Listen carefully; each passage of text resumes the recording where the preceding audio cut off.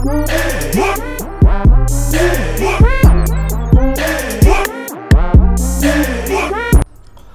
going on YouTube? It's your boy Raw back with another video. If you clicked on this video, you know why you're here.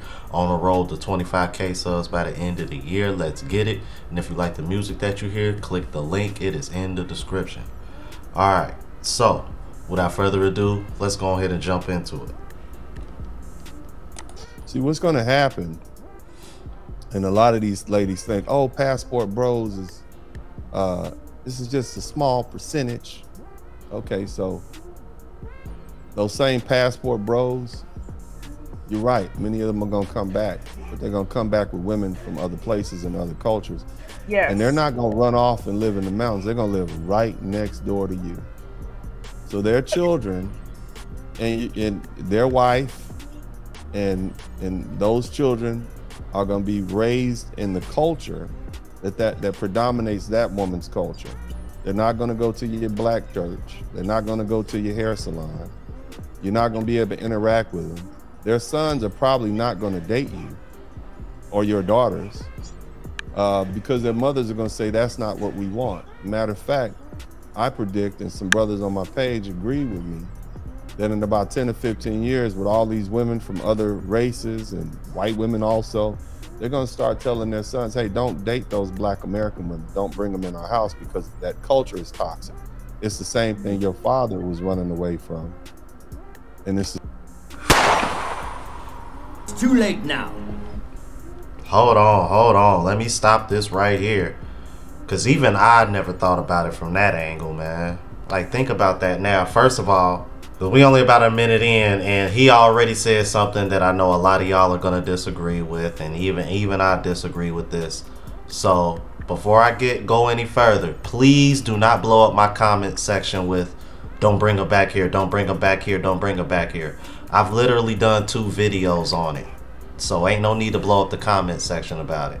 But see, some of y'all are gonna ignore this and do the shit anyway. Bruh. But think about that though. For the ones that are coming back, because I've had people tell me that they've had success bringing them back. You just gotta watch them. You just gotta watch these women around other American women. But so again, don't blow up the comment section saying don't bring them back here, don't bring them back here, please. I don't want to see that spamming in my comments. But think about that though. I can see the mothers doing that. Like, hey, your father got with me because he was trying to run away from that, because he didn't want that culture as a part of his family structure. So I be damned if bro, I literally did a live with there's a woman who watches my chat. Shout out to Lily D Rose. She bought her son a passport. Bruh. So just imagine what it's going to be like another 5, 10, 15 years from now when these guys have had kids already, and these kids are growing up and they start dating. Something to think about. Let's keep it moving. the same thing he ran to me for. So why would you bring that into our house? That's going to be painful because they're going to be living next door to you. And you're going to be ostracized in your own country. These men are not, some brothers are going to move overseas. Of course, you're going to have a small percentage of black men that travel overseas, but the vast majority of these men are going to pick up women who are Asian descent, Latina descent, and white women, and they're going to move right next door to you with their children and the culture that they bring. And that's going to be even more painful than them running off to some island somewhere and you never have to see them. Ooh, you know, and that brings me to really, you know, one of the main purposes of this discussion. So you're saying that, you know, as these different cultures come over, women from you know, Latin America, Caribbean, Africa, Europe, Asia, essentially these different cultures, it's gonna help drive that wedge even further, because the reputation is gonna get out that, like, hey, these American women, these Black American women, a lot of them are spoiled. I don't know how to put it, but a lot of them, they have a toxic mentality.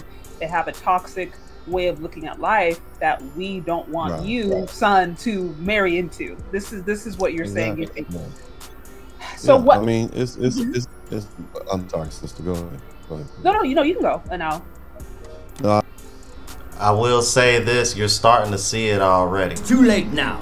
And fellas, if you look real closely, you can see it in the comments. There has been an uptick in women watching my content as my channel continues to grow.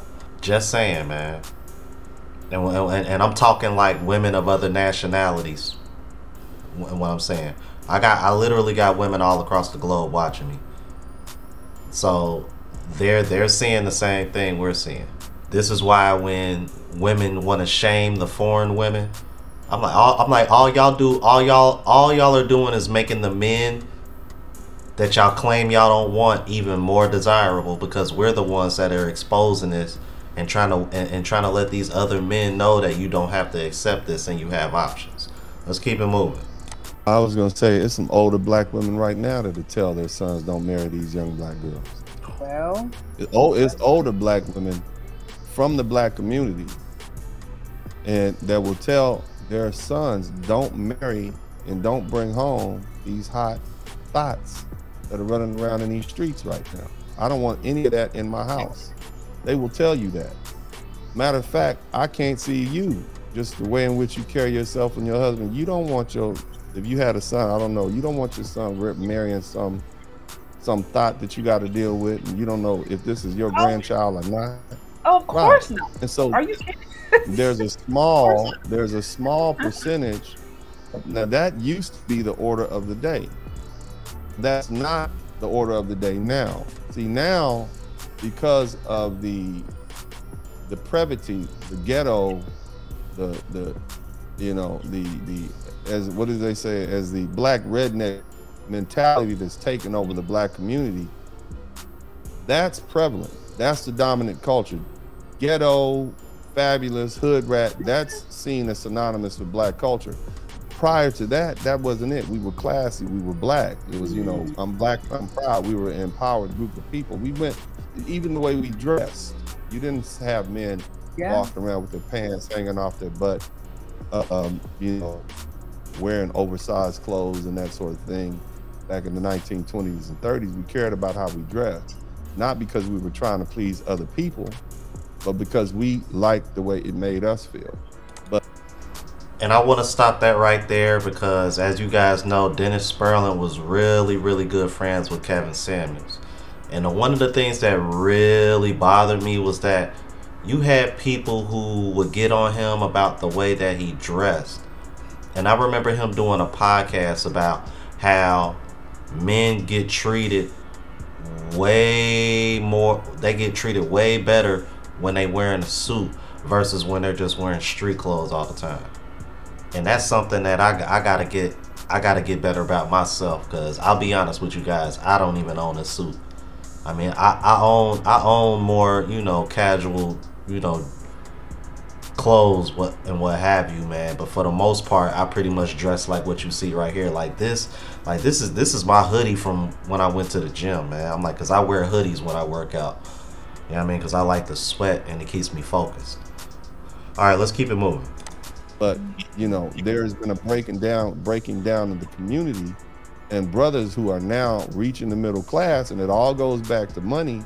They don't have to settle for that anymore. There was a time wherein you had racial loyalty that forced you to settle. You had, so, oh, don't marry outside, keep it real, get you a sister. You had legal barriers, i.e. segregation and miscegenation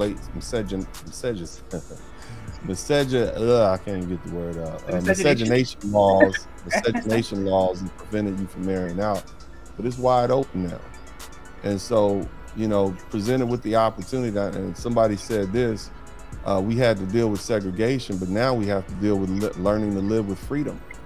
And what I see black people doing is they're separating themselves, and they're, especially men, but you got to understand now, you know, for the past 50 years, black women have told black men, we don't like you, you're nothing, you're horrible fathers, and they didn't use that language. You know, they put it out on television, they put it on daily shows like Sally Jesse Raphael, the movies like Color Purple. You've told us in not so many words that we're nothing, we're nobodies, and you know, you don't need a man.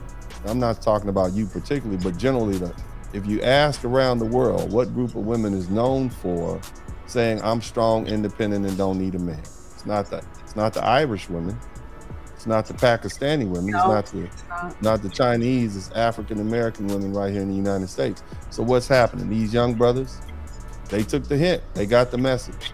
See, I'm one of the last generation of black men from Generation X who said, let's keep it real, get you a sister. And I did, I tried.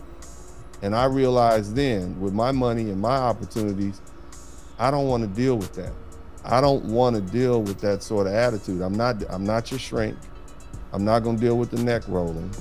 I'm not going to deal with the attitude. And there are a lot of other men who have that same belief. So yeah, Passport Bros is going to grow, and those men are going to move those women right back in those houses, in those neighborhoods, and they're going to go on with their families. And that in itself is going to be, you know, that is going to be your response. Not you per se, you got a husband, but any woman who doesn't have a husband within the next 5 to 10 years, she's going to have a problem if she's an African American woman. Finish her. You lose. Man.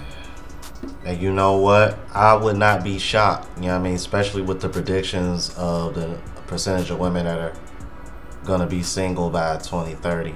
Single and childless on top of that. I want to touch on a few points. The main one being when he said as more guys are coming up to the middle class.